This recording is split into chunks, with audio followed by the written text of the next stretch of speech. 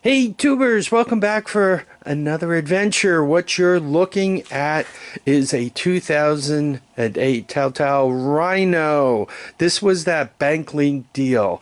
And what we're going to try to do is figure out for $150 if I got a halfway decent deal or if I did not. To buy these new, they're about $1,000, give or take a little bit. Supposedly this is an ATA250, 250 cc's, 4-speed plus reverse. We'll see what I got. The guy who took it back, the reason why it was foreclosed on, it was dropped off. Could you fix this for me?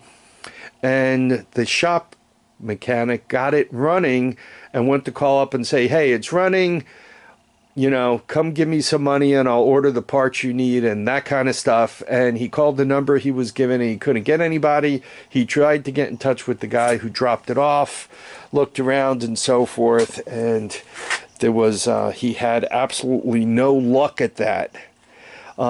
His belief is these things are junk and he really doesn't like selling them, even used and repaired, because he says they always come back. And, it's kind of, no matter what he sells it for, he says it'll be back for free work. So I just as soon sell it cheap, sell it not running, and never see it again. And that's how I ended up with it.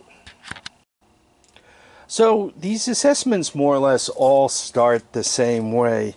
Start out by trying to charge the battery, and while that's going on, even though I'm told this thing was started, maybe not, maybe the guy was just hungry to get rid of it and he didn't even bother.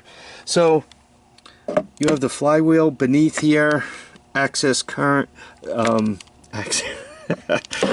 access plate here. You take this plate off, right? 8 millimeters, not all that hard, hopefully.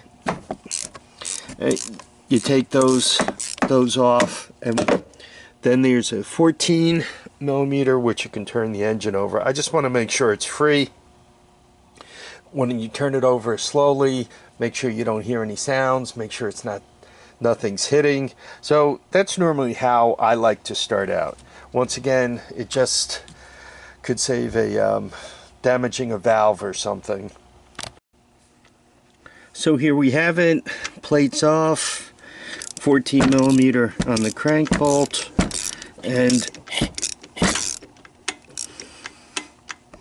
it does seem to have compression, and it seems to be going around, and other than my knuckles, I'm not hearing any bad sounds. So that's all good. By the way, this, if you're buying an unknown piece of junk, right, you gotta just take off those 8 millimeters and put a 14 on there and give it a turn and you're all good. I do recommend use an extension on this thing and make sure the extension keeps it, because the 14 millimeter can fall in there. So, well, we have compression so far. That's a good sign. What does the gas smell like? What do you think? Gas actually smells pretty good. You know what? I think I might just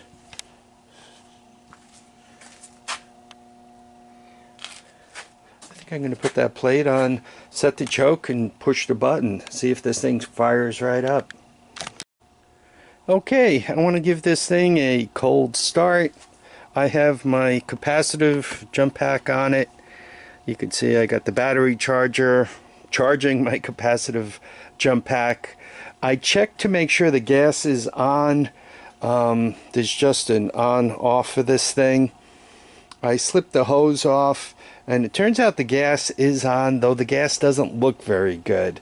There might be some water in it. But anyway, let's see if this thing has any life at all. So we'll attempt a cold start.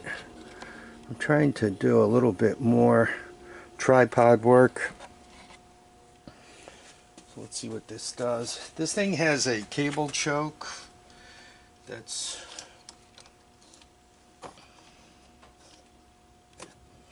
That's on. Key switch is on. Okay. Got to push a lot of buttons all at the same time.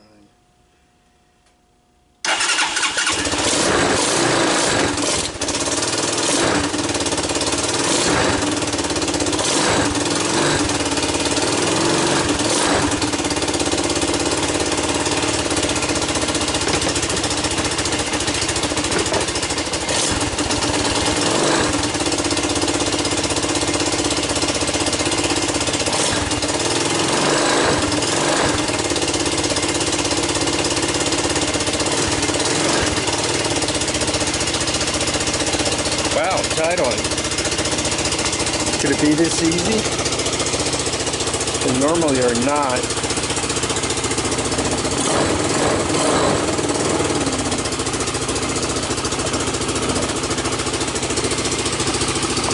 One has to be careful with these things. There's a lot of energy in them. And if you have something like this, cause an electrical short, quite literally one of the capacitors could go boom in your face. I mean, I'm talking like flying particles and damage.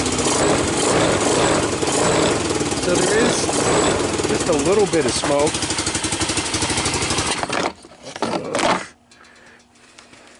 But it seems to run. I'm going with a win on that. So let's see if we have lights in the rest of the trivia. Okay, let's see if we have lights. Obviously the off position works.